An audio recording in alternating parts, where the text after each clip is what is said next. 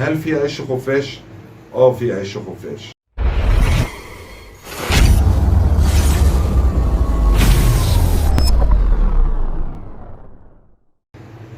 هل في حاجة اسمها بيع عيش خفاش؟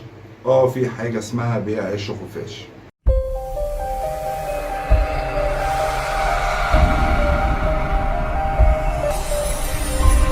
هل في زي ما بيقولوا الزبق الاحمر اللي هو جوه عيش الخفاش؟ النهارده هنعرف كل دوت مع بعض، وهنعرف ايه الحاجات اللي ممكن احنا نتبعها على الموضوع دوت، واعرفكم حقيقة الموضوع دوت نظري وعملي قدام عينيكم.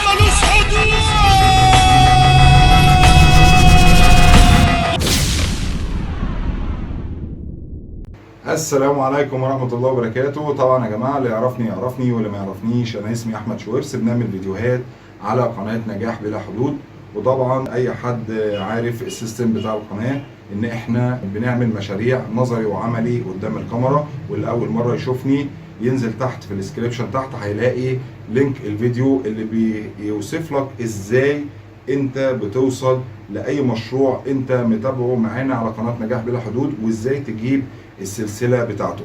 النهاردة هنتكلم عن موضوع يعني عمل ضجة جامدة جدا في السوشيال ميديا، وانا طالع النهاردة اقول لكم الحاجة ديت حقيقتها ايه، وايه الموضوع دوت بتاع زي ما بيقولوا عيش الخفاش. هل في عيش خفاش؟ في عيش خفاش. هل في حاجة اسمها بيع عيش خفاش؟ في حاجة اسمها بيع عيش خفاش.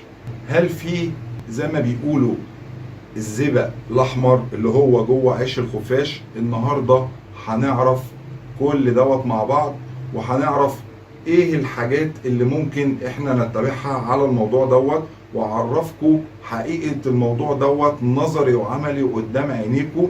وهنبتدي بثلاث حاجات، يعني من اول حاجة الحاجة اللي هي زي ما بيقولوا بالبلدي كده ان هي زي مثلا شمال، او الحاجة ديت مثلا بتتعمل ازاي، الحاجة اللي هي مضروبة زي ما احنا بنقوله.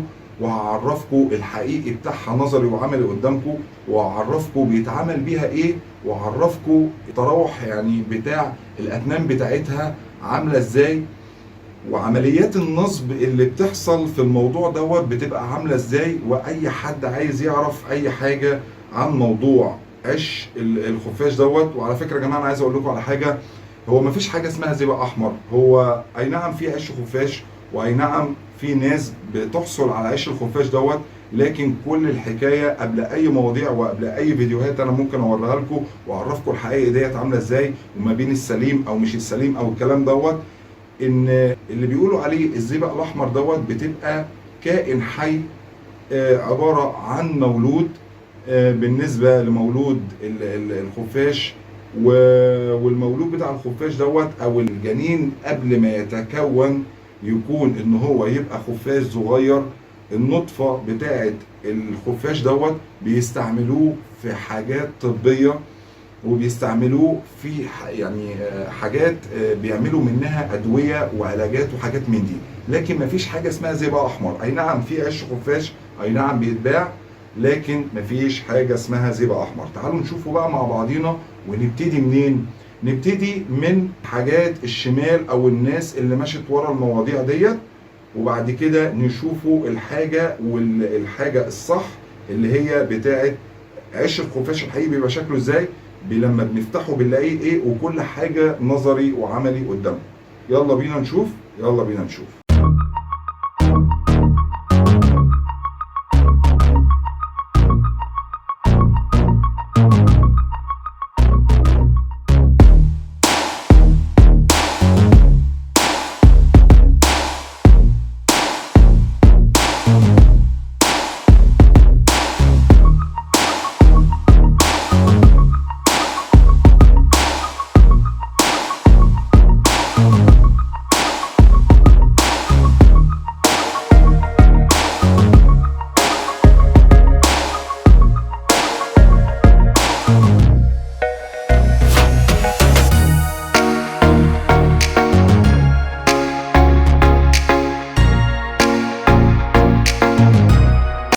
جماعه زي ما انتم شفتوا كده الفيديو اللي انا وريته لكم دوت فيديو يعني عايز اقول لكم مصطنع. هو على فكره هو حته التومه اللي هو حطها دي، او حته التوم اللي هو بيحرك بيها دي، هو حركه بايده وبعد كده حط حته التوم.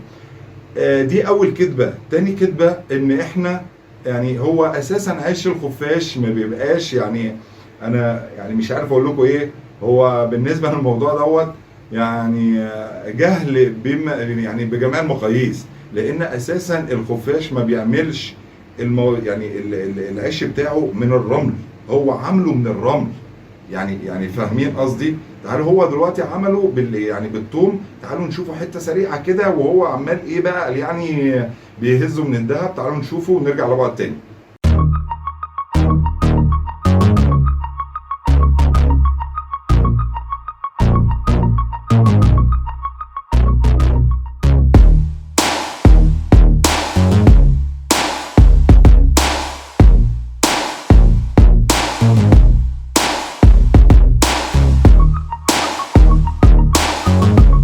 طبعا يا جماعه زي ما احنا شفنا الراجل عمل اللي عليه وهز بالعيش الخفاش بالثوم، وهزه يعني بالذهب وعمل كده. اولا على فكره عايز اقول لكم على حاجه من المعلومه، ان عيش الخفاش ما بيتهزش بالمنظر ده، وعيش الخفاش ما بيبقاش لونه بيج عشان تبقوا فاهمين.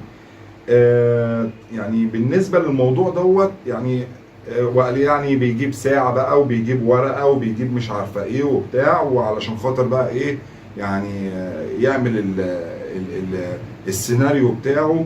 وده طبعا على فكرة يعني مش صحيح، والحاجة ديت مش صحيحة. وعلى فكرة يعني هو جايب الكاميرا يعني وهو بيتهز كده، مش يعني مش انا اللي جايبه على طول وهو بيعمل كده، لا هو بيهز عيش الخفاش ذات نفسه، وبيبتدي ان هو قال يعني هو الذهب هو اللي بيهزه والثوم هو اللي بيهزه والكلام ده كله. طبعا الكلام دوت بيبقى نصب من الدرجه الاولى. وتعالوا بقى نشوفه قال يعني بقى هو فتحه وحط بقى طلع الحاجه اللي جواه ومش عارفه ايه والكلام من ده. تعالوا نشوفه حته سريعه كده ونرجع لبعض تاني.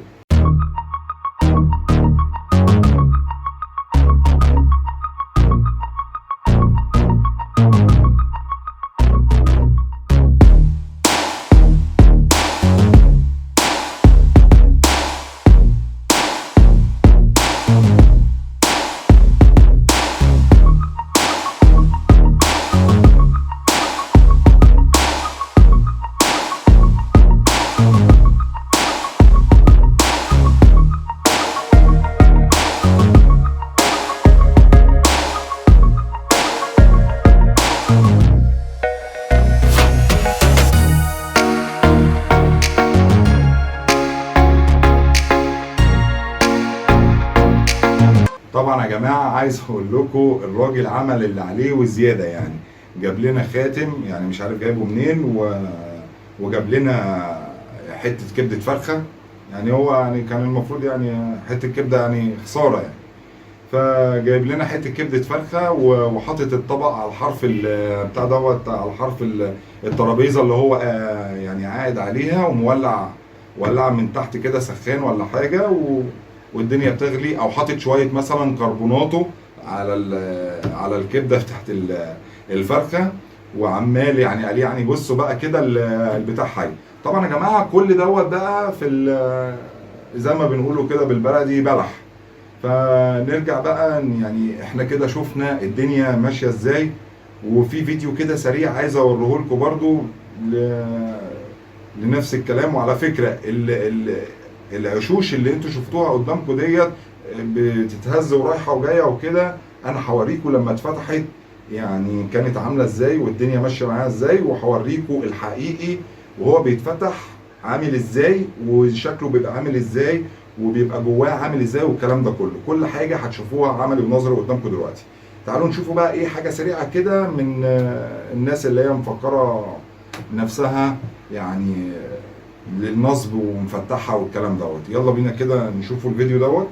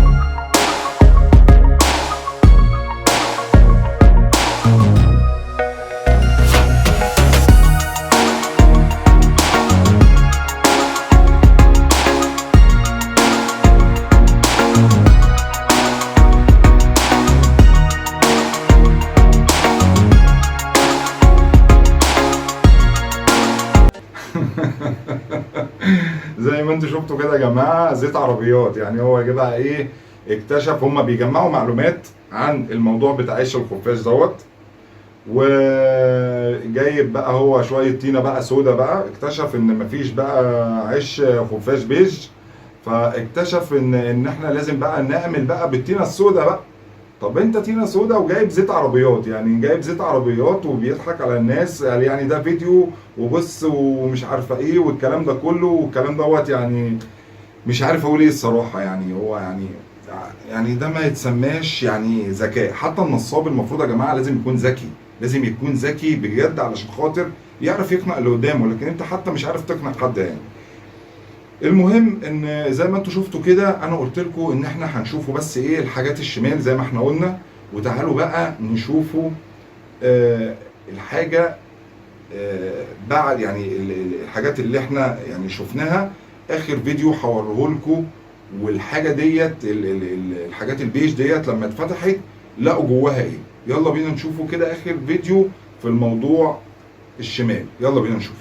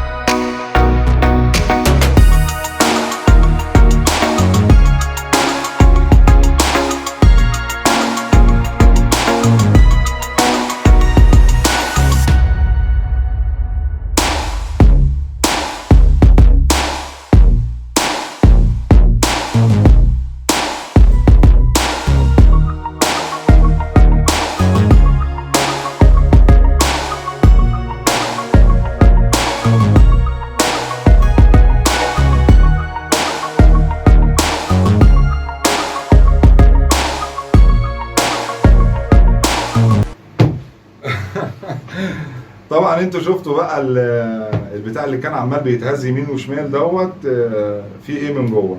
طلع فيه حاجه اسمها زي دم الغزال كده يعني. يعني حاجه اسمها زي ده، يعني حاجه اسمها دم الغزال، وبيحطوها وبيعملوا زي رمله كده وبيعملوا زي العش. لكن هو دوت زي ما انتوا شفتوا كده، ولا هو عش ولا اي حاجه. ودي كانت العشوش اللي كان عمال يحرك بالذهب وعمال يحرك بالثوم والكلام دوت.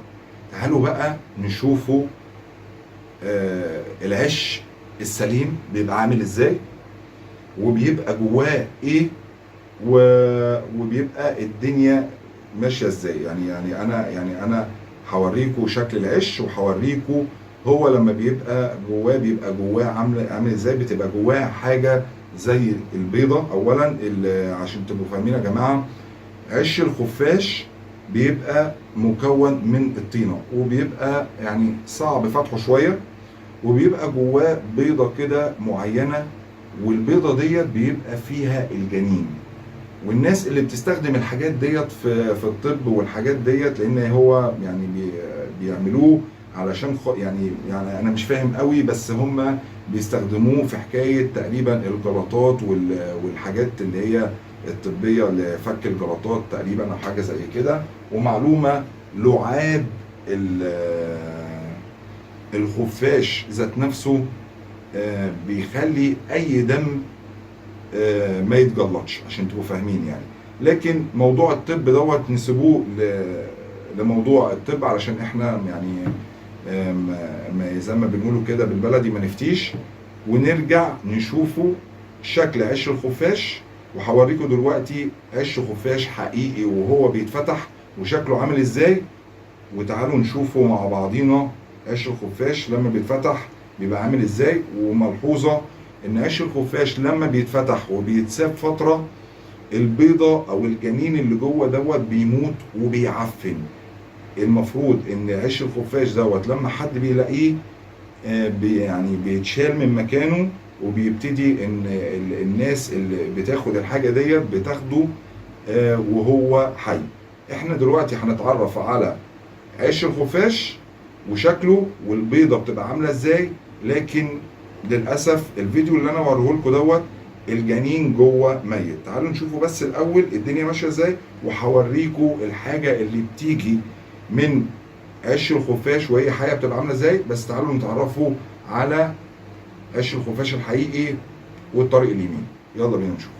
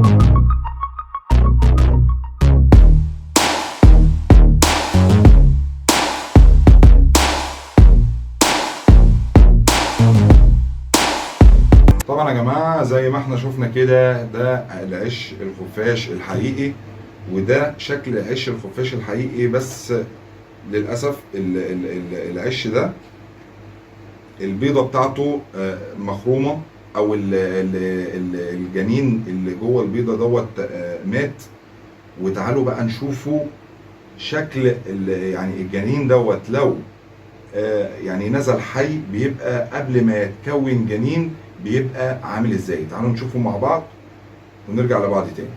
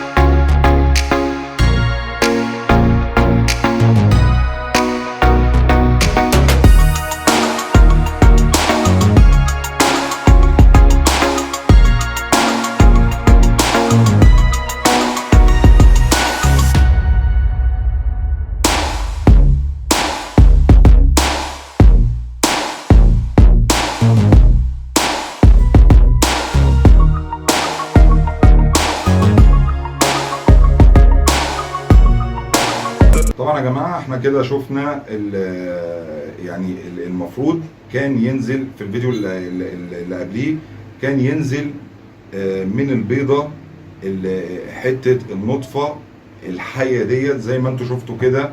المفروض ينزل لو مش فاسد او البيضه ما فسدتش او الجنين دوت ما ماتش، كان المفروض ينزل النطفه بتاعته حيه زي ما انتوا شفتوا بتنجذب للذهب سبحان الله. وطبعا بتنفر من التوم زي ما انتوا شفتوا كده. وده فعلا شكل العيش الخفاش الحقيقي، وده فعلا الحاجه يعني الحاجه الحقيقيه لعيش الخفاش، ودوت بيبقى قليل قوي. وانا بعمل الفيديو دوت النهارده علشان خاطر اعرف الناس الحاجه الصح من الغلط، وده بيبقى شكله عامل ازاي. وانتوا شفتوا البيضه بتبقى ملفوفه ازاي جواه، وان العيش الخفاش بيبقى طيني ازاي وبيبقى لونه عامل ازاي وبتبقى البيضه دي جواه عامله ازاي. بس الفيديو اللي انا وريته لكم نزل الجنين يعني ميت او هو عفن جوه العيش. وعلشان كده الناس لما بتيجي تقطفه بتاخد العيش دوت بتوديه للناس مثلا اللي هم عايزينه في خلال يوم او 2 أو 3 في الحدود دي، لكن ما يقعدش اسبوع او 10 15 يوم. فبيبقى بالمنظر دوت عقبال مثلا ما بيلاقي حد يشتري منه. لكن كل بعد كده اي حاجه غير كده بتبقى نصب في نصب. تعالوا بقى اوريكم شكل الجنين يعني بعد ما بيتكون بيبقى عامل ازاي، واول ما بيطلع من البيضه دوت بيبقى عامل ازاي الخفاش بعد النطفه دي. يعني لو هو اكتمل بيبقى عامل ازاي. تعالوا نشوفه ونرجع لبعض تاني.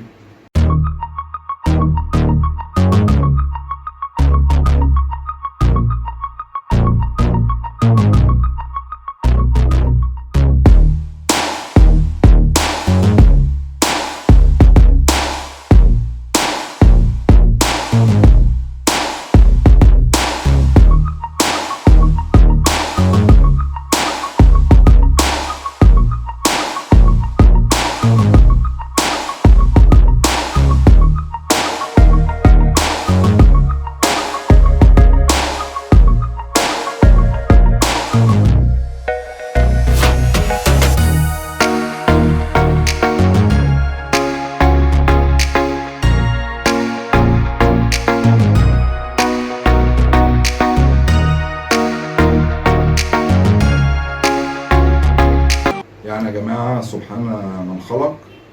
وانتوا انا يعني وريتكم كل حاجه من اول العمليات النصب اللي بتحصل على الموضوع بتاع قش الخفاش، ووريتكم القش الخفاش الحقيقي، ووريتكم لما بينزل منه بيبقى عامل ازاي. وده طبعا في ناس فعلا بتشتريه، وفعلا في قش خفاش، بس مش جواه زئبق احمر ولا بالملايين اللي بيقولوا عليها. اي نعم هو بيبقى بفلوس كتير وبفلوس كتير قوي طبعا، لكن مش بيبقى بالملايين اللي احنا طبعا بنشوفها على السوشيال ميديا والحاجات ديت. وطبعا الاستفسارات لاي حاجه يخص الموضوع دوت، طبعا رقم التليفون بتاع قناه نجاح بلا حدود عندكم. وانا اساسا عشان تبقوا فاهمين ان احنا يعني لو اي حد بيتفرج عليا، القناه ديت قناه مشاريع، واحنا بنعمل المشاريع ديت نظري وعملي قدام الكاميرا، بط وسمان وارانب وميل وورم ومشاريع. احنا بنساعد الناس دايما، والقناه دي مفتوحه علشان خاطر نساعد اي حد عايز ياكل عيش من المشاريع اللي احنا بنعملها. كان معكم احمد شويبس من قناه نجاح بلا حدود. ما تنسوش لايك وسبسكرايب لو الفيديو عجبك، والسلام عليكم ورحمه الله وبركاته. لا لا مفيش حروب، لا لا مفيش حروب. Come on, one more time, come on, one more.